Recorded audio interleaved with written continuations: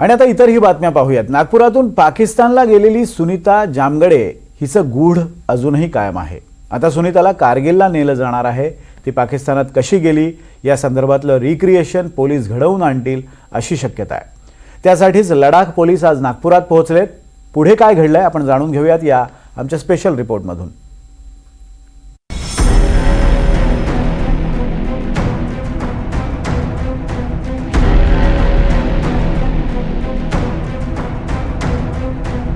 नागपूरच्या कबीर नगर परिसरात लडाख पोलिसांचं पथक दाखल झालं होतं। लडाख पोलीस सुनीता जामगडेच्या घरी चौकशी करण्यासाठी गेले।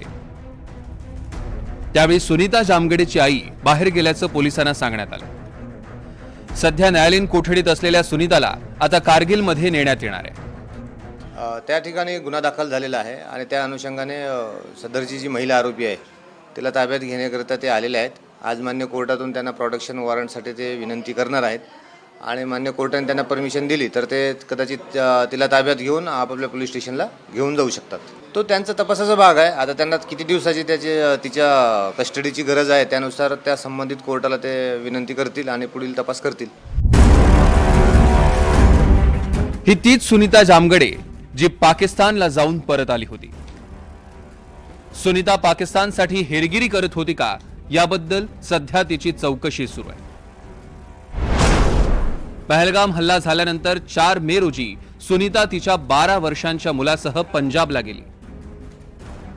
14 मेला ती कारगिल सीमेवरच्या हंडरमन गावाजवळून बेपत्ता झाली। विशेष म्हणजे सुनीतानं तिच्या मुलाला हॉटेलमध्येच ठेवलं होतं। त्यानंतर सुनीतानं एलओसी ओलांडून एकटीनं पाकिस्तानात प्रवेश केला। पाकिस्तानात गेल्यावर तिथल्या रेंजर्सनं तिला अटक केली। विशेष म्हणजे कोणी पाकिस्तानात शिरलंच तर वर्षानुवर्ष त्याला पाकिस्तानच्या जेलमध्ये कोंडून ठेवणाऱ्या पाकिस्ताननं 23 मेला सुनीताला परतही पाठवलं। त्यानंतर सुनीताला अमृतसर पोलिसांच्या ताब्यात देण्यात आलं आणि अखेर नागपूर न्यायालयात हजर करण्यात आलं। सध्या सुनीता न्यायालयीन कोठडीत आहे। सुनीता नर्सचं काम करते।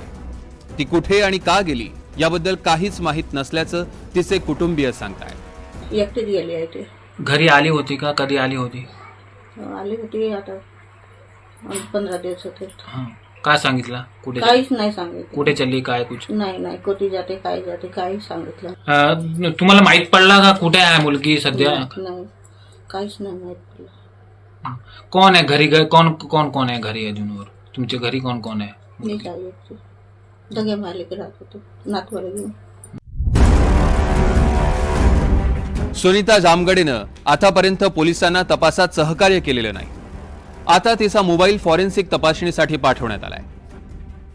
प्राथमिकदृष्ट्या तिने कुठलंही सहकार्य केलेलं नाही आहे कारण आपल्या कस्टडीमध्ये ती 5 दिवस होती। आपण तिला विश्वासात घेऊन सर्व प्रकारच्या विचारणा केली पण तिने तपासामध्ये सहकार्य केलेलं नाही आहे। जोपर्यंत आता मोबाईलचा रिपोर्ट येत नाही तोपर्यंत या गोष्टी क्लिअर होणार नाहीत। तोपर्यंत लडाख पोलीस काय तपास करतात याच्याकडे पण आपलं लक्ष आहे। आपण पण त्यांना सहकार्य करीत आहोत, ते पण आपल्याला सहकार्य करतील। आपल्या तपासाच्या काही गोष्टी आणि त्यांच्या तपासाच्या गोष्टी आम्ही शेअर करणार आहोत। सुनीता जामगडे पाकिस्तानात कशासाठी गेली आणि तिला लगेच परत कसं सोडलं या प्रश्नांनी तिच्या भोवतीचा संशय वाढवलाय। पोलिसांना हे जाणून घ्यायचं आहे की तिच्या नियंत्रण रेषे पार करण्याच्या मागे कोणी पाकिस्तानी अँगल तर नाही आहे आणि त्यांना हे सुद्धा जाणून घेण्याचं आहे की तिने ज्या ज्या पाकिस्तानी लोकांशी संपर्क केला त्यापैकी कोण कोण कसे कसे आहेत, त्यांची पार्श्वभूमी काय आहे। कारण पोलिसांना हे जाणून घ्यायचं आहे की सुनीता जामगडे फक्त त्या लोकांना भेटायला गेली होती की त्यामागे आणखी काहीतरी रहस्य आहे। व्हिडिओ जर्नलिस्ट विनय शुक्लासोबत संजय तिवारी, NDTV मराठी, नागपूर।